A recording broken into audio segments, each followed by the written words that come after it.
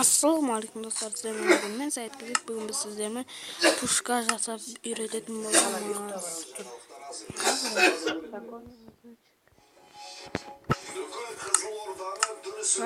Ben sizlere қазір үйрететін боламын. Қаладағы 5 қабатты жатақхана құлағанда жұрт ұйқыда жатқанда.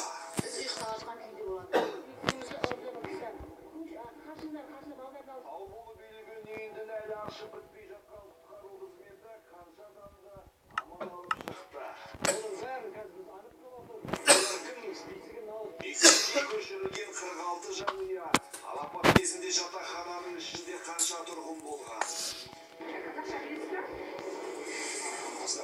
Үкімет пен мәжіліс қазақша сайрағанда сенат қалыса ма? Bugün OTM'imizde zaң жобасын талқылап отырмыз. Құрметті депутаттар ежіктеп тілін сындырып жатқанда Дариға Назарбаева сауалын неге орысша оқыды? Орыс тілді сөйлем әлі жойған жоқ. Құдайға шүкір.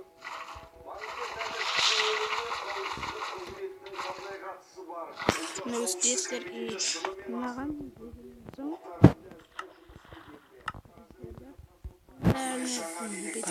Әкең айқайлайды бар. қазір Есепте тұрған 200 мыңға жуық ақыл есі кем жандарды еркіне жіберу. Бұдан бұлай кез келген өздеріңіз қанша салғанын білесіздер. Мына халықтың ортасына баруға ұялады. Аулаларды жасатындар болады. Бұны үй істеген қайда